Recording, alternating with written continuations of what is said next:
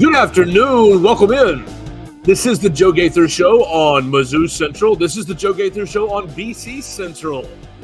We're going to do a little mashup today, do two episodes in one, because we got a big game this weekend. Thank you all so much for watching us on the Missouri Central YouTube channel, Missouri Central on SI, and on the BC Central Boston College on SI YouTube channels, or checking us out on the Joe Gaither Show on Mizzou Central on Spotify, Apple Podcasts, and Amazon, and likewise for the Joe Gaither Show on BC Central. We're going to have a lot of fun today. We're going to welcome on our friends Joey Van Zummeren and Kim Rankin, as we got some undefeated football teams squaring off this weekend at Faroe Field. Make sure you follow Joey Van Zummeren at JoeyVZ_. Follow Kim Rankin at KMRankin1 on the Twitter machine, and read all their great work. Missouri Central, Missouri Tigers on SI, and BC Central Boston College on SI as well. Good afternoon. How we doing? We'll start ladies first. Kim Rankin, how we doing? Boston College, how is your week going? And are you ready for some real football this weekend? Actually, you've had a little taste of real football. Yeah, doing good. Excited for the game this weekend. And yeah, we've already had a little bit of a taste with the Florida State game back in week 1. But obviously the hardest game of the season coming up here on Saturday. And I'm excited for it. I think it's going to be a great game, and just ready to see, a really tough test. Well, Thomas Castellanos and the Boston College Eagles were on display, basically on center stage for Labor Day night, taking it to Florida State, making them 0-2. But tell us a little bit about, we all watched that because it was the only game on TV. No one watched the Boston College and Duquesne game. What happened in this big old rout? 59-0, right? What happened? What did the Eagles show, or what did you learn about the program in week number 2? Yeah, you were close. It was 56. So very, very close. Very close. Not much of a difference. But yeah, it was basically just Boston College, Thomas Castellanos went 9 for 10 for 234 yards and 4 touchdowns, and was out of the game by the second half. He only played the first half. So I think the biggest thing from that game was really just seeing what the second string looked like in the second half, because you can see what this first string does for Florida State. You could see what they did in the first half. I think they scored 42 points in the first half, and then just scored 2 touchdowns after that in the second. So, I mean, it was just an absolute domination for the Eagles. Just, I guess, for a little bit of a way to welcome fans back into Alumni Stadium for the first home game of the season. So just lots of Eagles showing out on both first and second team there on Saturday. Okay, huge blowout for Boston College, and the good vibes are really going high in Chestnut Hill.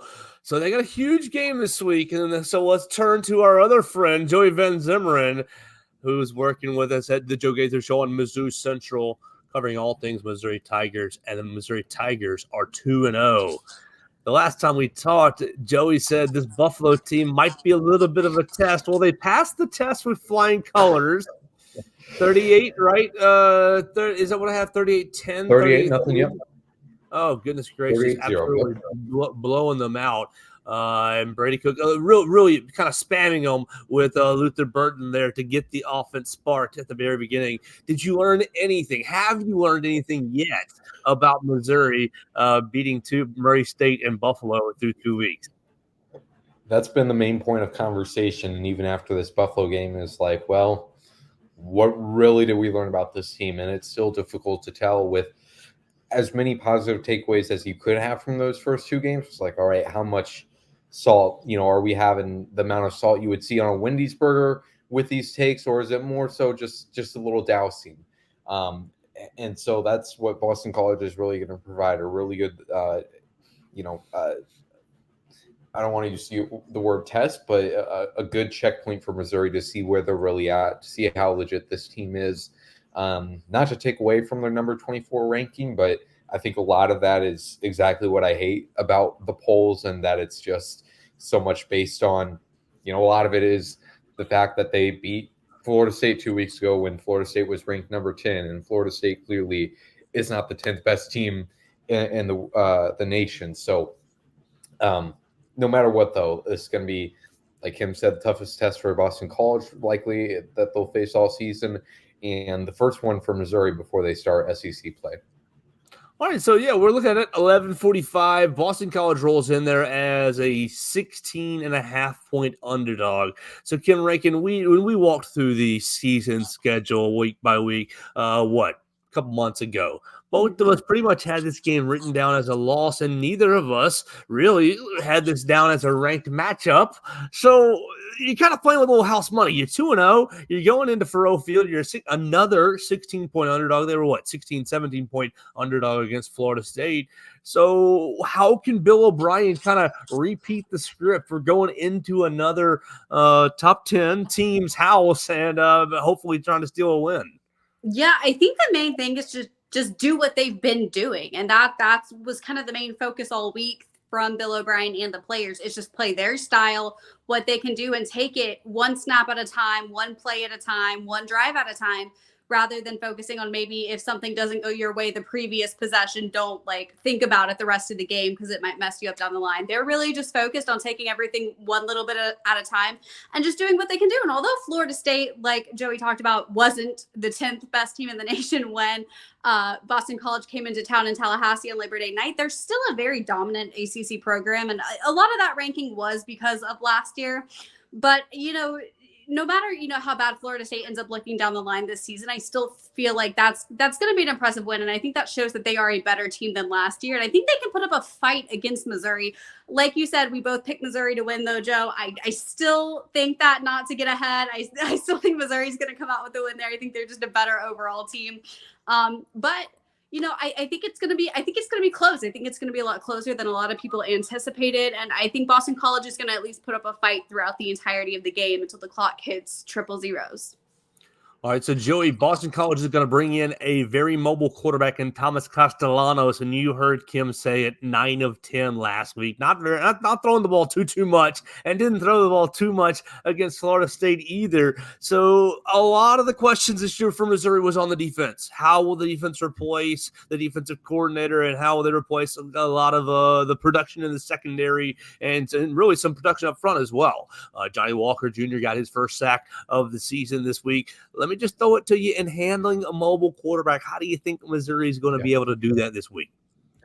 Yeah, you mentioned Castellanos' stat line last week, only 9 completions, but 223 yards, something like that. So he's averaging 25 yards per reception, which is crazy. But yeah, what we were talking about with Buffalo last week, we thought it was going to kind of be a kind of an experiment, kind of for Missouri to throw everything at the board to test out things against a mobile quarterback on the defensive side of things. However, Buffalo, I can't remember a single play where quarterback CJ Agbana took it down and ran with it. He did have a few rushing attempts. Most of those were designed quarterback runs, and that's something that Drinkwitz highlighted before facing Buffalo. With Castellanos, a lot more out-of-pocket stuff that makes it sound like it's uncalled for. But stuff that he scrambled out of pocket, out of structure is a better term for it, where he tucks it down and run with it. And that was something that Drinkwitz highlighted too, that last year with Boston College, Castellanos wasn't really getting a lot of that out of structure opportunities. They were kind of putting him in a box a little bit more. Now this year, at least in the first 2 games, has a lot more freedom to make those decisions for himself. So we'll see how this team does against true mobile quarterback. We saw last week it looked like Corey Flagg was the main guy. I don't know if he was put on quarterback spies that much, but Corey Flagg was the main one helping out and defending the run game with the quarterback. I would expect that to be the same this upcoming week. I think Khalil Jacobs, the South Alabama transfer, is also going to help out there. But Corey Flagg just covers a lot of space quickly. He's bigger than Tyron Hopper, Mizzou's inside linebacker from last year, but he kind of has that same range of movement, at least horizontally, where he just has a really long stride and is able to track down runners in seconds. So I have no doubts that this Mizzou defense has the talent to contain Castellanos at least. All right, so on Labor Day night, Kim, when we were watching Boston College play Florida State, one thing that I really took away from, at least through the screen, was, okay, this team knows who they are. This team knows what they want to do, get after teams by running the ball downhill and kind of letting Castellanos pick his spot to throw the football. And they've seen that over 2 weeks. But one thing that I guess I didn't really predict was the multiple backs in the backfield. Trayshawn Ward, Kairoba Show, Turbo Richard, all three backs with over 100 yards on the season. Obviously, you're still waiting on your first touchdown from Turbo Richard, but you've got three backs and then a mobile quarterback who, he's not even in the top three. The other three guys are out rushing him through the first 2 weeks. What have you made of this running back by committee, and how can they kind of all work together to bring that physicality to Missouri? Yeah, I mean, like you said, the running backs have been really, really beneficial to the Eagles offense this season, but it's not just the fact for their ground game. I mean, Trayshawn Ward specifically was the top receiver in that Florida State game in week 1. And he led all the receivers in receptions as a running back. So I definitely think that, with the depth of being able to use running backs as receivers as well to kind of help out, gives them a little bit of a threat to the offense. And I think with Trayshawn Ward and especially Kai Robichaux, and if some of the offense or the wide receivers like Jaron Bradley or Lewis Bond really, really step up, then I think they could definitely be a threat on Saturday. But that's definitely what I'd look for, is some step up from the receivers and the mix of the running backs also in receivers positions. All right, Joey, when watching Missouri over the last 2 weeks, there have been – obviously Luther Burton is the man, and Theo Weiss had a pretty nice little game against Buffalo as well. And the running backs have looked good in their action, but there have been points in both games against inferior opponents where it's just kind of lulled out a little bit offensively. You got off to the big lead against Murray State, and then it kind of felt like it lulled out. And then right here against Buffalo, it seemed like it was a slow start before you really started to put some points on. So what's the focus, or what's the angle on making sure that you don't have any of these long lulls where you're going 2, 3, 4, 5 possessions in a row where it's just, okay, 3 plays and out, 4 plays and out, or worse, as you step into better competition? I think we're really seeing the result of Mizzou's offense in 2023, how successful they were, teams having the chance to scout them. Obviously, there's the benefit of returning a ton of production in the pass catcher room, especially compared to defense. This Missouri offense is returning a ton of talent. They're returning their offensive coordinator, Kirby Moore, as well.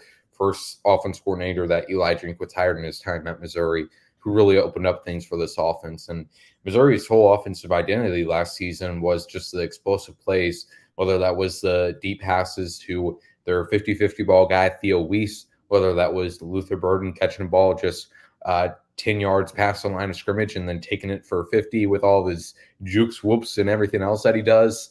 And now, at least through these first 2 weeks, these defenses are being a lot more conservative. And obviously some of that is with the personnel they have on hand to be able to defend guys like Luther Burden. Theo Weiss becomes even more of a challenge, but also just the fact that they don't want to let up those big plays. Against Buffalo, they were playing 10 yards off on a lot of plays, even on third downs and shorts. If I was a Buffalo fan, I'd be very frustrated and confused why the corners were playing so far off.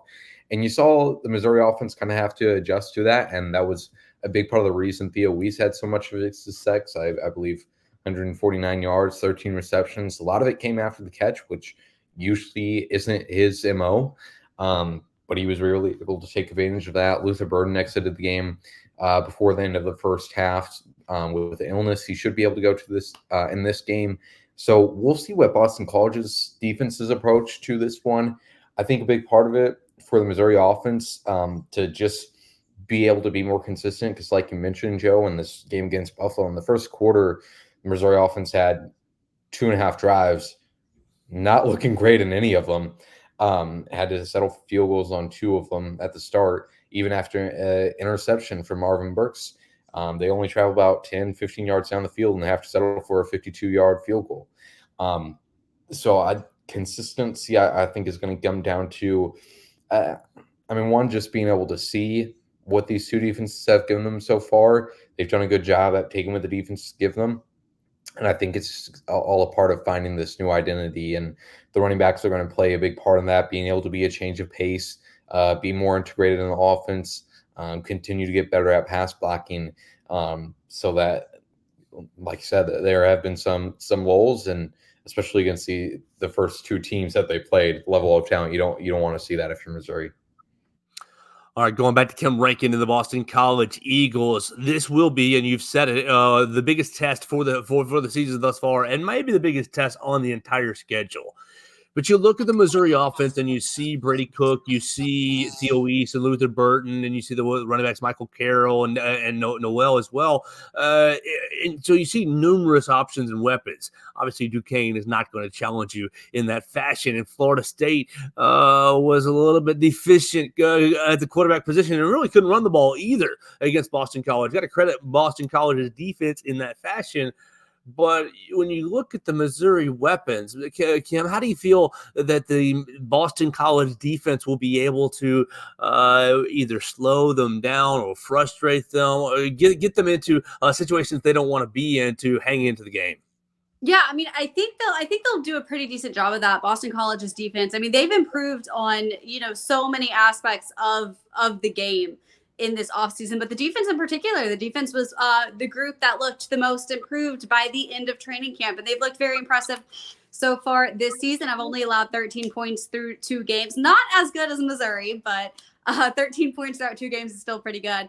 I think if they just really pressure Brady Cook and try to not give him as much time to throw and kind of make him a little nervous, then they'll have a better chance at, maybe getting off the field sooner and getting a lot of rest. I feel like they're going to really have to try to get off the field as much as humanly possible and get some rest and give the offense a chance to go down the field if they want to have a shot at winning this game on Saturday. If they're out there, if Missouri runs the time of possession clock and the defense is out there, they're going to get worn out. And, they really haven't had that type of experience yet on being out there. They controlled the time of possession against Florida State. And then with Duquesne, most of them were out of the game by the third quarter.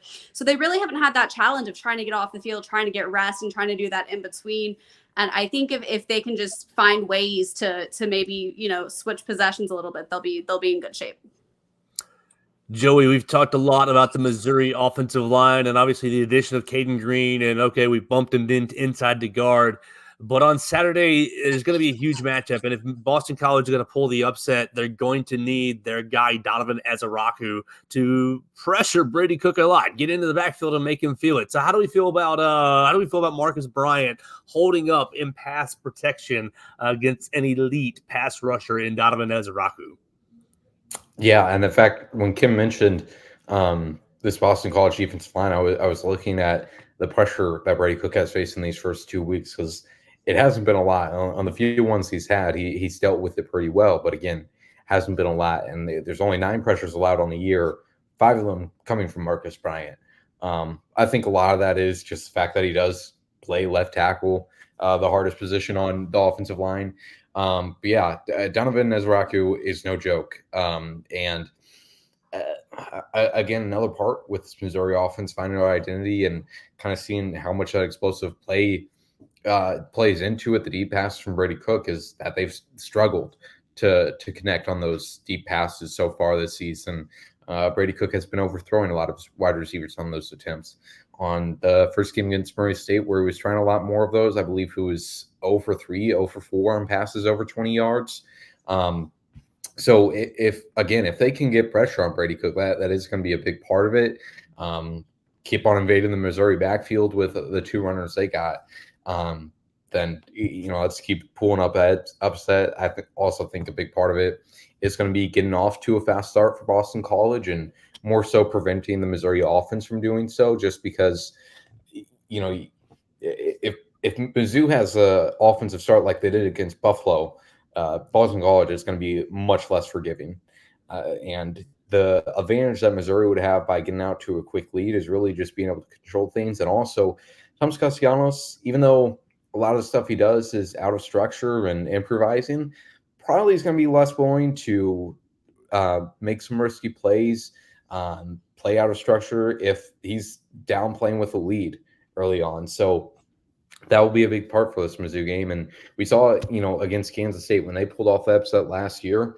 Missouri offense was firing on all cylinders as soon as the game started. They had that 60-yard touchdown to Luther Burden on the second or third drive, and that's pretty neat to pull up the upset, getting their teeth right away. Kim, how can we petition the TV schedulers to get this game from 11:45 to like maybe 7, 8. It's the only ranked game on Saturday. What the heck? I agree with you. I know the game was like picked a while back, but yeah, I'm with you. I think if it's going to be not only a top 25 matchup, but the only one I think there's one on Friday.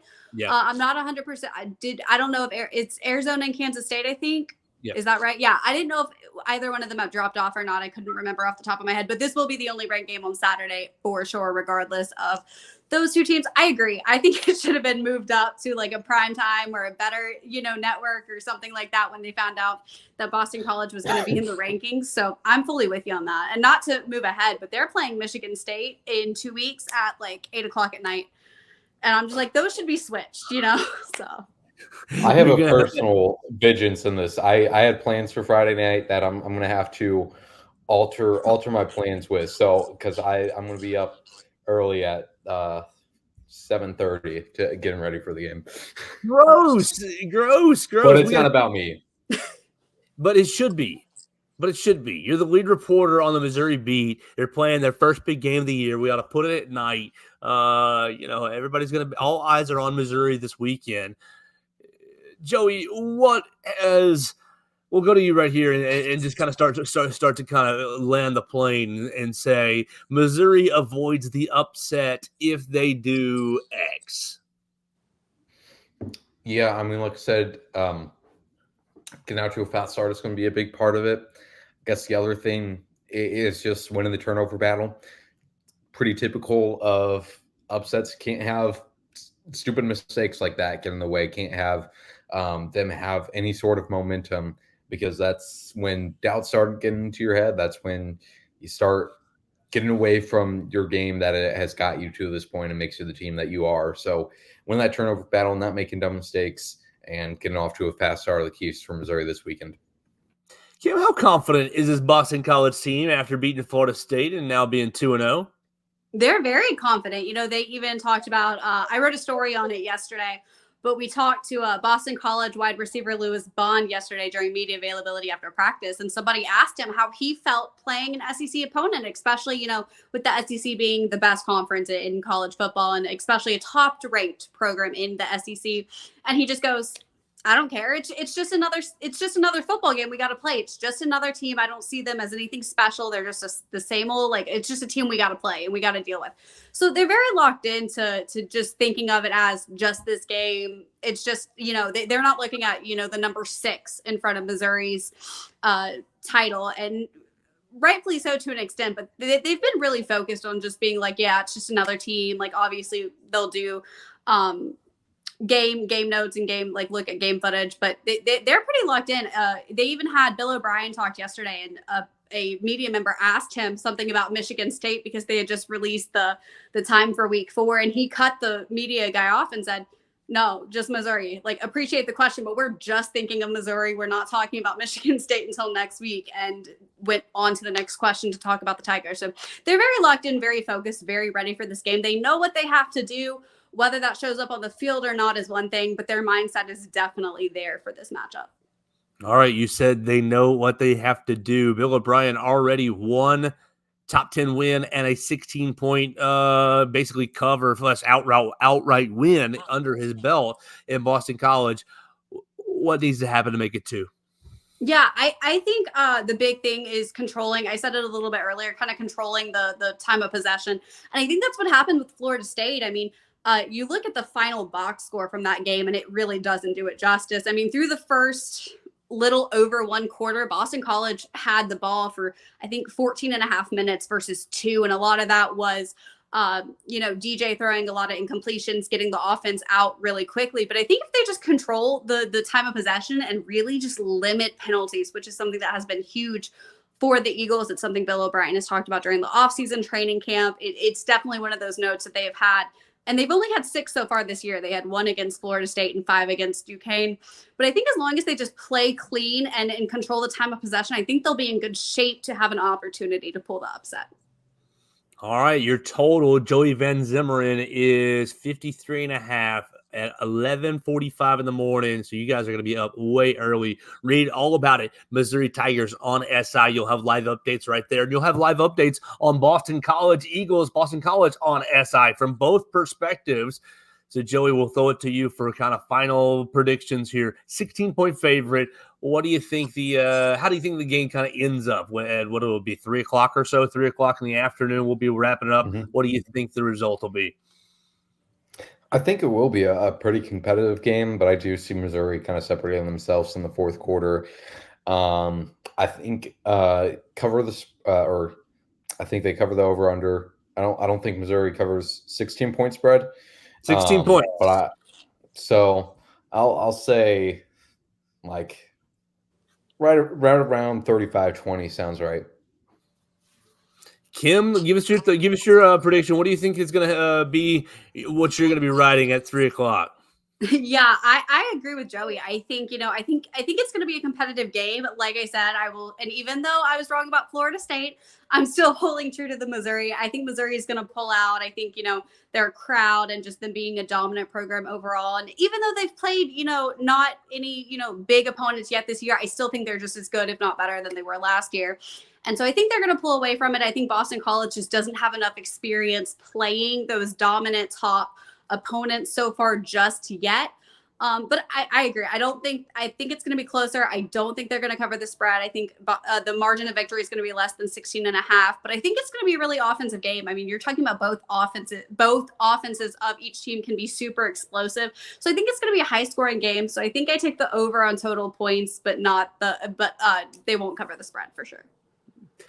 All right. So I'm going to ask you each one more question as I'm looking at the schedule, because it's a big game for both teams, and obviously it's one of the 2 ranked games this weekend, and maybe there's a little fudging of the AP poll to get Boston College in there, so we have a little intrigue. But you look at the schedule, Missouri is about to jump into SEC play. So, Joey, I'll start with you, and then we'll go to Kim. And the question will be very similar because the schedule's kind of set up similarly.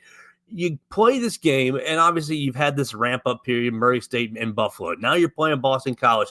How does this ramp-up period, because your next game is Vanderbilt, and you remember from one of our episodes in the summer that we're all kind of building up to that big road trip to Texas A&M. Just how do you think this is kind of working out as far as just kind of the story of a season, and where, I mean, I don't want to like make it all flowery and make it all fairy tale, but just kind of how it's kind of working out as far as the progression of a team who's working through kind of some early season changes.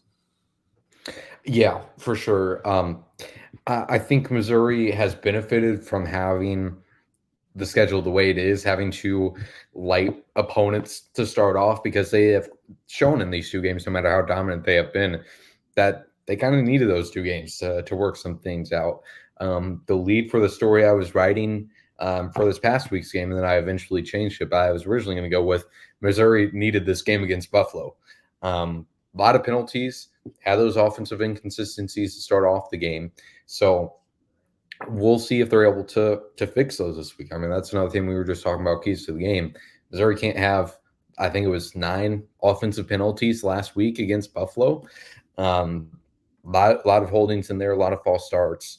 So Missouri would hope at least that they can work those out. As far as what this game means going forward, it is interesting. I think to have this win over already a ranked team, that was the knack on them last year, that they didn't beat any ranked teams, but that was just out of the teams that finished in the top 25 of the AP poll. They beat plenty of teams along the way that were ranked at the time. But to be able to this weekend be the only team in the top 10 playing any other top 25 team is a great opportunity to shake things up in the polls. So if they lose it, it's going to be pretty detrimental to their season, obviously. But yeah, I mean, this would give this Missouri team quite a bit of confidence, even though it is Boston College, but they're the 24th team in the nation. And to get this win would give them a heck of a lot of confidence heading into SEC play, especially with a Vanderbilt team that looks tougher than they probably initially expected. Kim, we'll flip it to the Boston College side because the schedule is sort of interesting as well. You got the first game with Florida State, the ACC game that you basically stole, and the ACC kind of did you wrong scheduling you Florida State on the first day of the season. But you stole that in Tallahassee, and then you get the gimme with Duquesne. But you've got a real challenging matchup. We've talked all about it for 30 minutes now.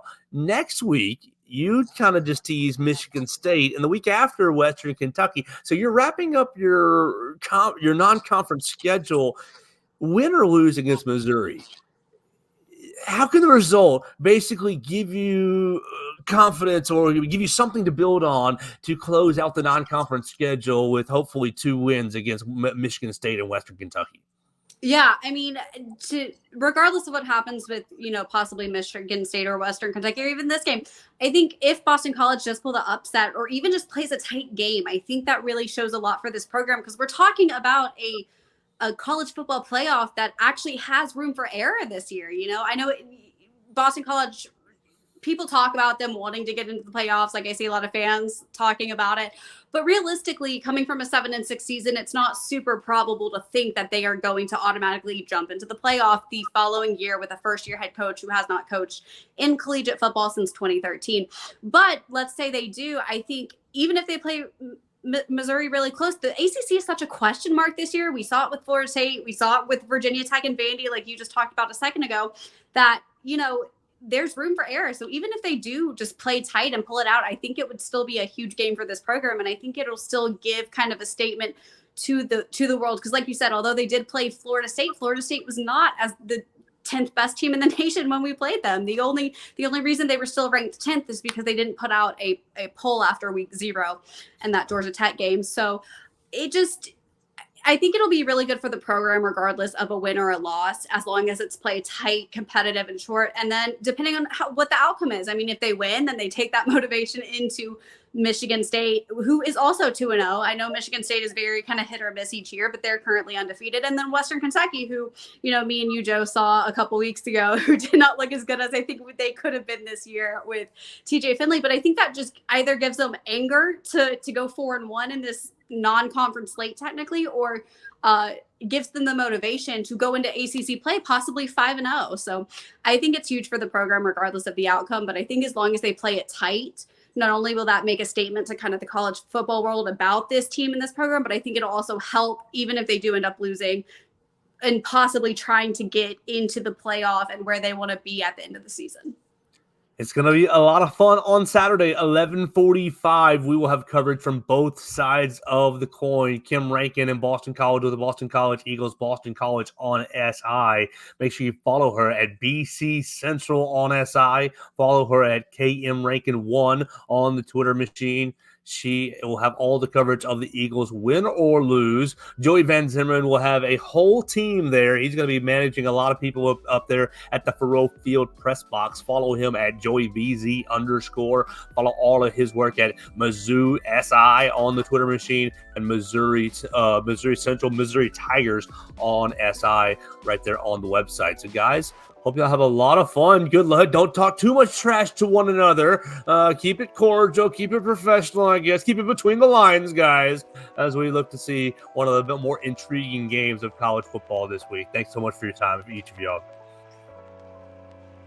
It's going to do it for our show today, and we'll get you out of here right here on the Joe Gaither Show on Mizzou Central and BC Central. We thank everybody for joining us. We really thank both of our reporters for combining their time today. And we hope all you guys have a great weekend and we enjoy the game against one another. I'm looking forward to seeing the outcome and seeing which way, how it propels each program forward through the rest of the year. So we'll get out of here for the week. We'll be back with you next week to kind of cover the results and set you up for the next matchup. Boston College taking on Michigan State, Missouri taking on Vanderbilt. So big games for both teams on the horizon in week number 4. It's going to be a lot of fun, and you'll be able to check it out right here on the Joe Gaither Show on Mizzou Central and the Joe Gaither Show on BC Central right here on each of your respective websites.